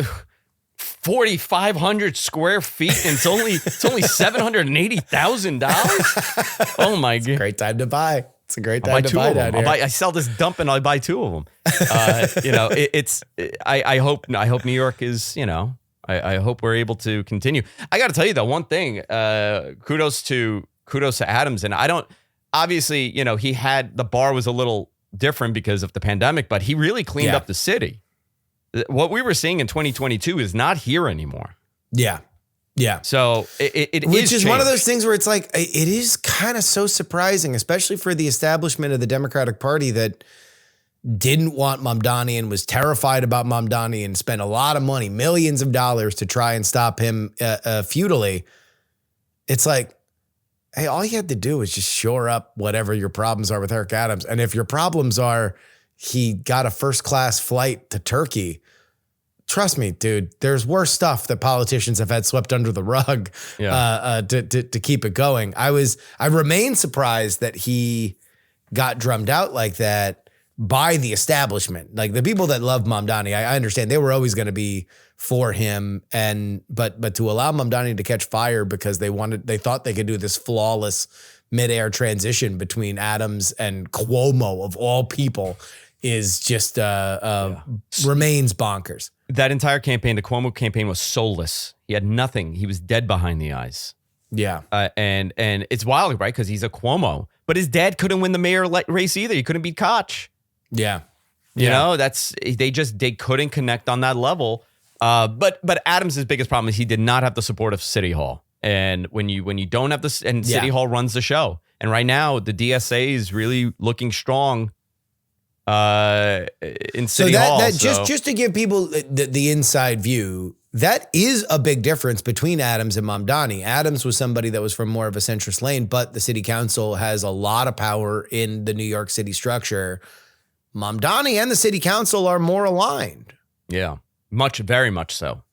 So we'll see. And so like some of this stuff is going to happen. Now, they need money, which is why Mamdani went to DC.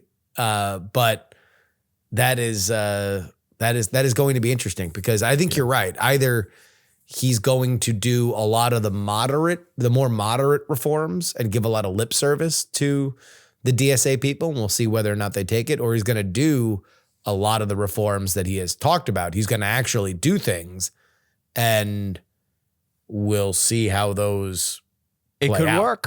It could work, Crazy ideas work sometimes. I don't know in this sense, but maybe, if he's talking about, sending social, what he has spoken about really never, it doesn't resonate with people. Like, you're going to send social workers for domestic violence issues, and you're going to send social workers for, mentally disturbed situations. Okay, what else are you doing?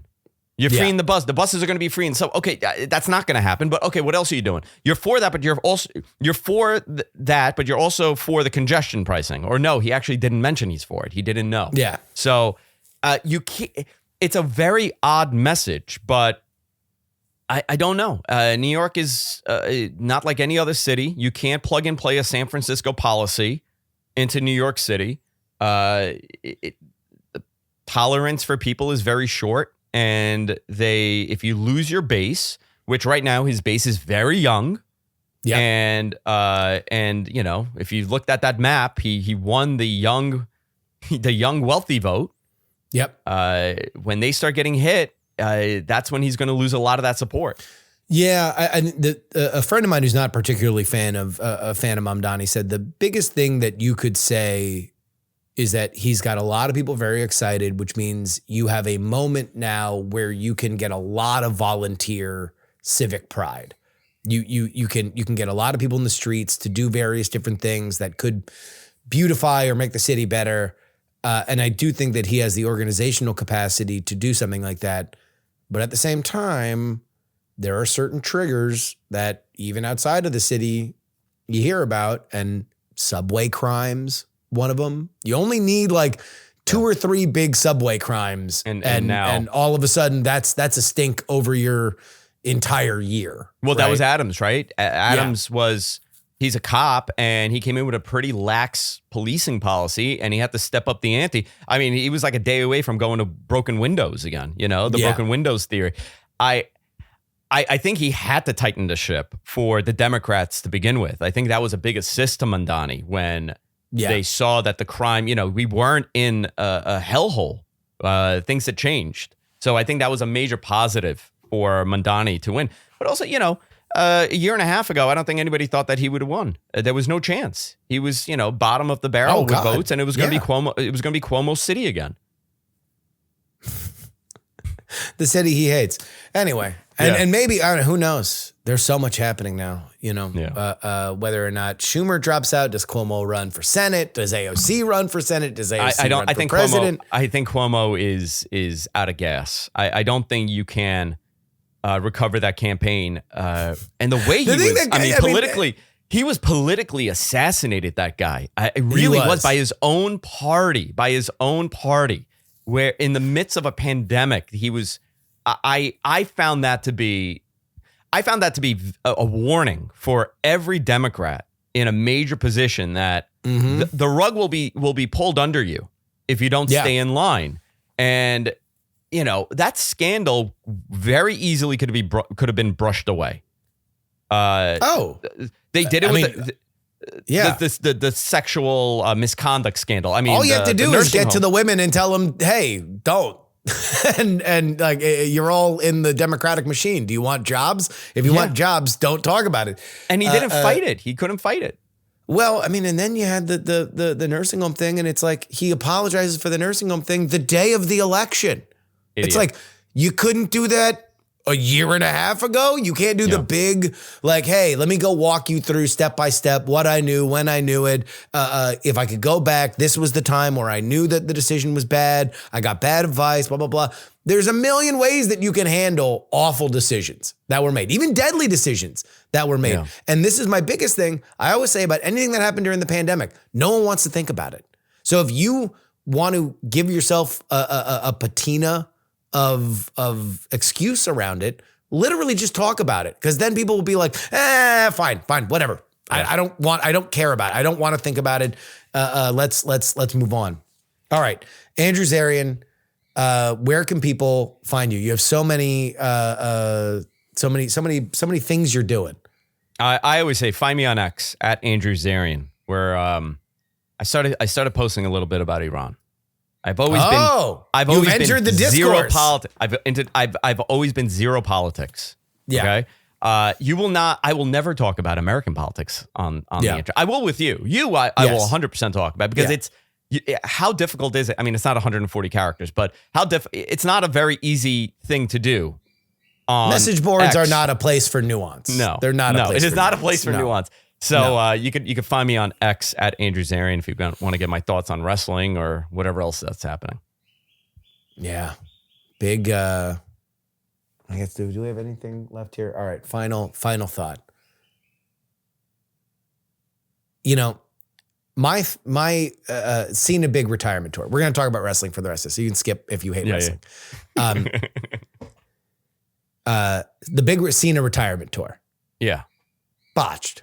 Right? We all did not go. If what was at the top was like, a 10, I feel like we wound up getting a 4 or 5 because John Cena is John Cena, but wasn't exactly, if I'm going to judge it against anything, it would be what AEW did for Sting, which I think was a 10 out 11 of 10. out of 10. Yeah, that was exactly perfect. Perfect location for it to end. Perfect ending for it. Perfect. Made him look strong in a way that all the matches were exciting. All the matches were really, really fun. Cena, he had great matches. He's still John Cena. Everybody loved him, but the heel turn didn't work. The build to the final match, the finish to the final match was kind of weird. Just incomplete. Everything was an incomplete thought. It was a bunch of ideas getting thrown and people with a lot of power forcing their will. So that Rock situation. The Rock and Travis Scott situation, which is, the sooner everybody forgets about it, the better. I say all that to say this. As we record this is Monday night. The rumors are that Chris Jericho will be making his return to the company, and that may or may not be the build to a retirement year or 2 years for him. More realistically, it seems that there's going to be a retirement for Brock Lesnar that would eventually culminate at some point down the road. Are retirement tours now just put it in the financial prospectus for TKO? Oh yeah. All right. So real quick, is that just a TKO thing? Is that they're going to do 2 big retirement tours and sell a lot of t-shirts? Oh, they should do this all the time. It's as far as business goes, I think it's brilliant. Really. Mm-hmm. I thought it was great too. You should maximize and capitalize on any kind of retirement. Japan just did that with Tanahashi. They just did his retirement. It was perfect. It's when you look at it, first of all, wrestling is not what it was. It's out of this weird circus mindset, especially WWE more than anything else. WWE has become its own entity. They are a global powerhouse. Again, going back to the Middle East, they're getting paid hundreds of millions of dollars from the Saudis. Yep. You didn't have that 10 years ago, 20 years ago, maybe 10 years ago when they started, but 20 years ago, that was non-existent. This is a whole different company. But the botch tour really is a good example of, Vince McMahon not at the helm. And how when you don't have... Because there's one central creative to say, no, he's not doing this. Yes, he is doing this. Maybe a monarchy works sometimes, in this in that sense. Let's bring it back to that. There we go. Andrew Zarian, thank you so much. Thank you so much.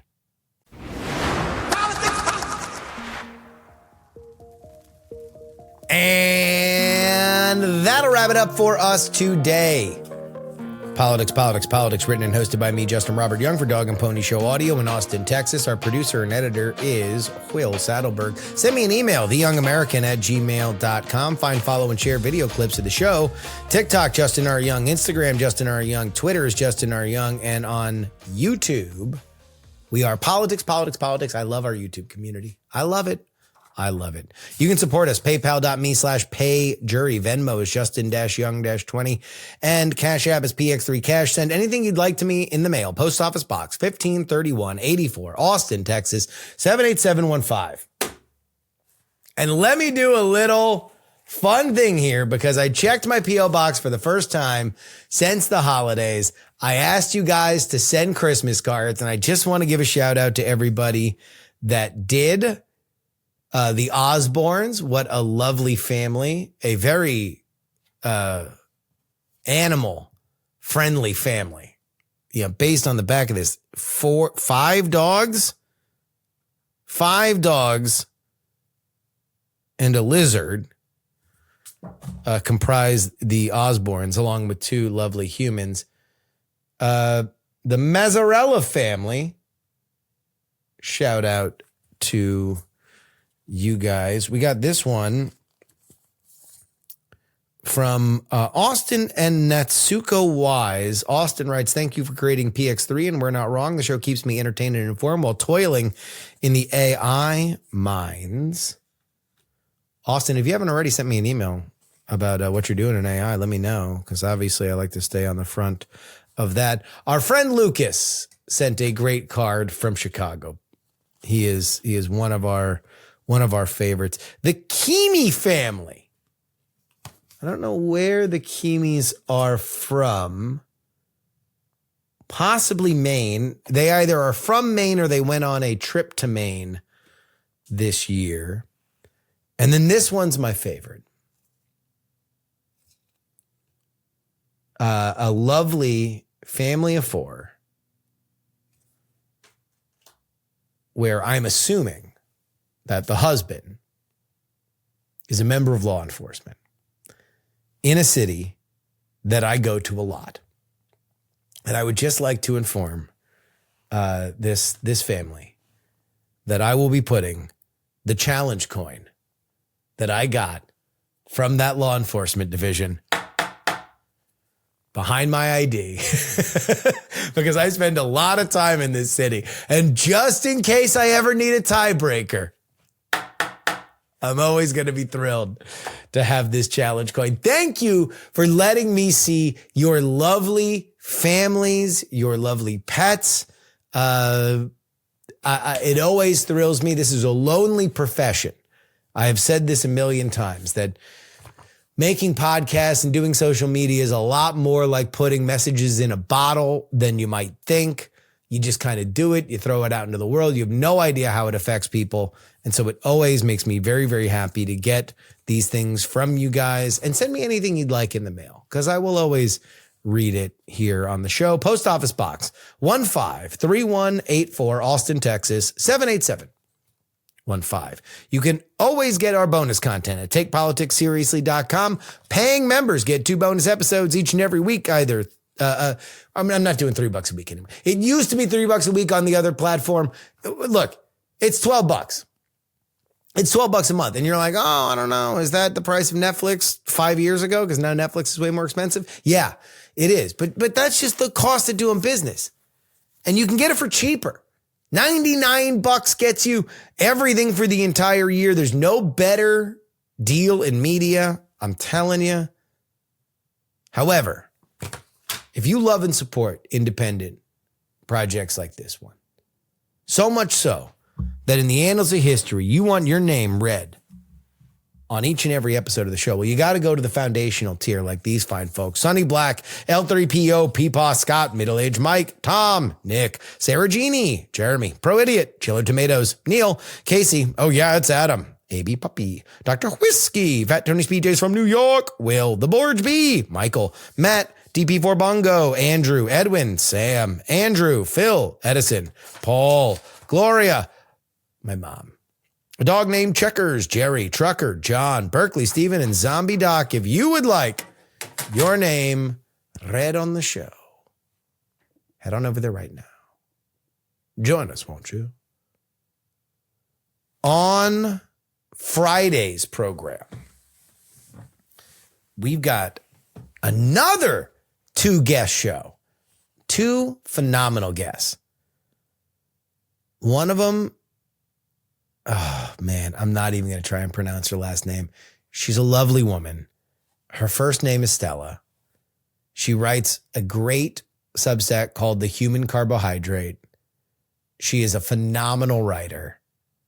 And she says, especially if you are a progressive, in 2026, if you say you're taking a digital detox, it's for losers. For losers. Conversation about media, how ideas spread.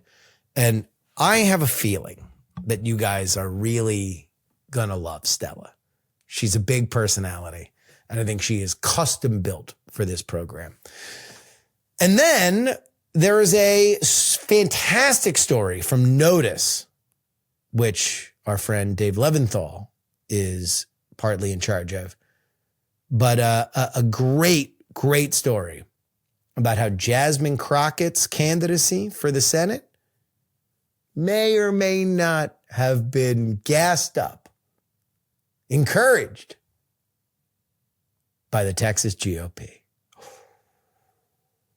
All that on Friday. Till then, this is your old pal Justin Robert Young saying, some shows talk about politics, others talk about politics, and still more discuss politics, but this is the only show that dares discuss Hole 3. Diamond Club hopes you have enjoyed this program. Dog and Pony Show audio.